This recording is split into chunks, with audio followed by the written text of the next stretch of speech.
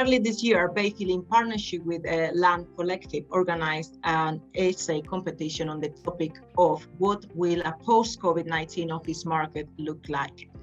The Land Collective is an award-winning youth-focused organization that encourages engagement in the built environment sector through showcasing career opportunities, supporting the development of commercial awareness, and providing educational resources about the sector. The first prize of the competition was a place on our flagship course, Real Estate Analyst, Financial Modeling in Excel.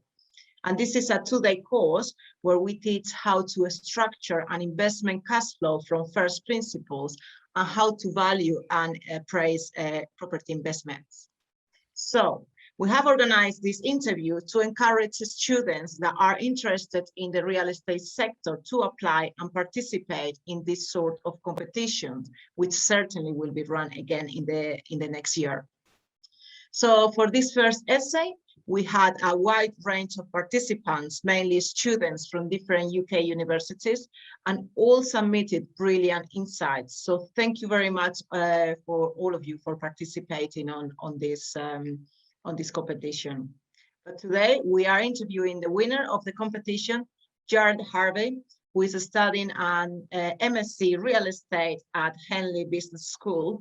And Jared, thank you very much for attending this interview today. Thank you.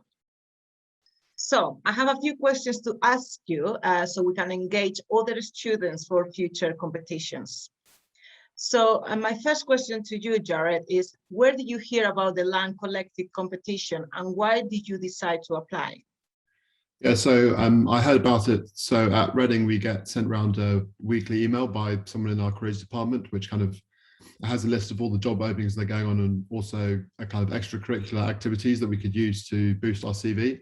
So I saw it advertised on there and decided to apply. And the reason why I wanted to apply was kind of to build up my CV. So, you know, a lot of people are competing for grad schemes, which are, you know, really competitive. So kind of just trying to make your CV stand out. So I think for the jobs I was applying for, one of the important things being kind of client facing is being able to kind of write articles and like have good communication skills, which is what employers are looking for. So being able to enter a competition, be recognized for your kind of ability to break down a complex subject into kind of an entertaining and easy to read thing, I think is quite valuable. And then also, you know, the prize at the end, the financial modeling for, you know, a lot of investment or kind of development kind of roles as well. That ability to say that, you know, I've got this accredited certification, which shows that I can model and I can kind of hit the ground running if I enter your company.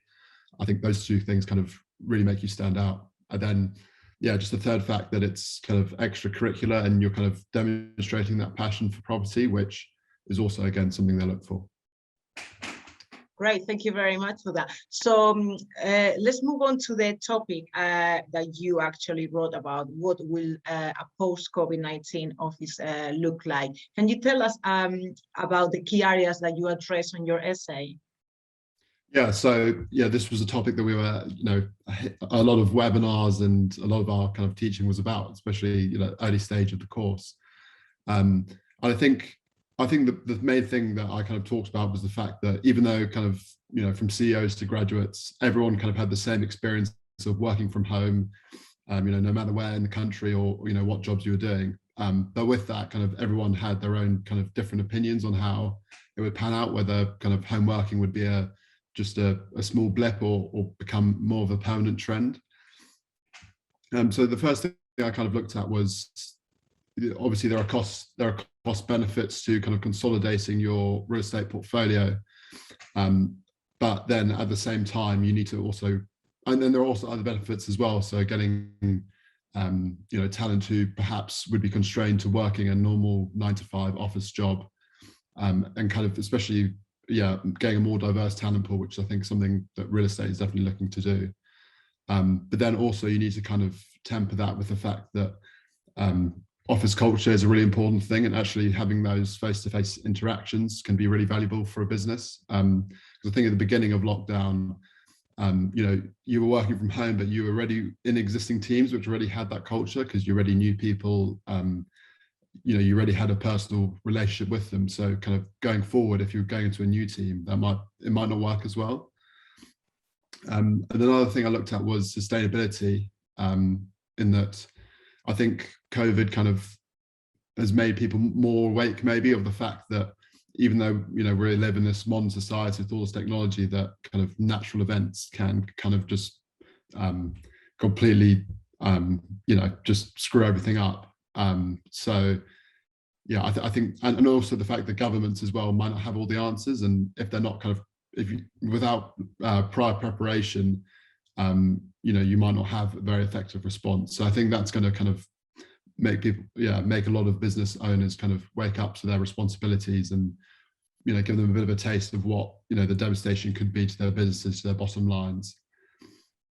And then another major thing I looked at was, so I think the location of businesses are very important. I know a lot of people are thinking there's maybe going to be a hub and spoke kind of model where maybe people go away from the city centres, but I argue that the fact that there is this kind of sustainability agenda, and that like long distance travel between businesses probably aren't going to take place. Everything's going to be on Zoom. The ability to kind of be near clients or complementary services, but being able to travel to them face to face through walking or economic, environmentally friendly ways, I think will be a big business factor.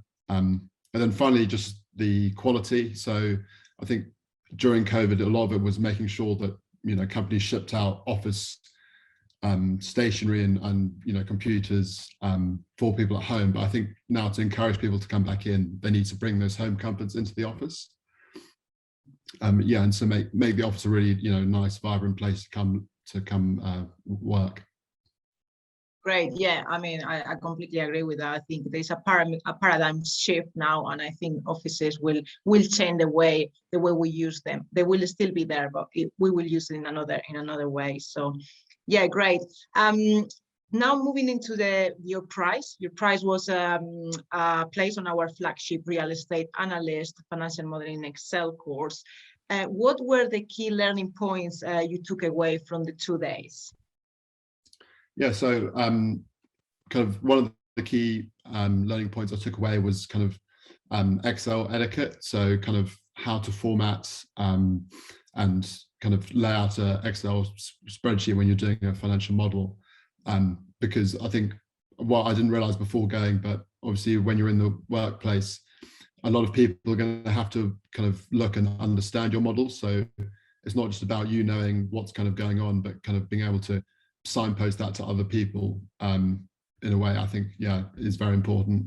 And then another thing is just the basics of a kind of financial model, and kind of all the different aspects you need to include to be able to get an accurate projection of your returns. Great. And why do you think a course like this can help you develop your career further? Yeah, well, I think for me as a graduate student, it was the fact that I could build my CV and kind of hopefully differentiate myself from the crowd. But I think going further as well, being able to kind of go into any investment or development type role and hit the ground running, I think is a very important factor, because even though we do a bit on our course of investment modeling, having kind of an intensive, in-depth program, which is very industry focused, I think is very important. Great. And my last question to you is, after you finish your master's, where would you like to work? What is your future career? Yeah, so I've got a grad scheme position at JLL on their residential scheme in London, which I'll be starting in September, which I'm looking forward to. But within that, you do kind of different rotations on different seats. So at the moment, I don't know which kind of seats I'm going to be assigned to, but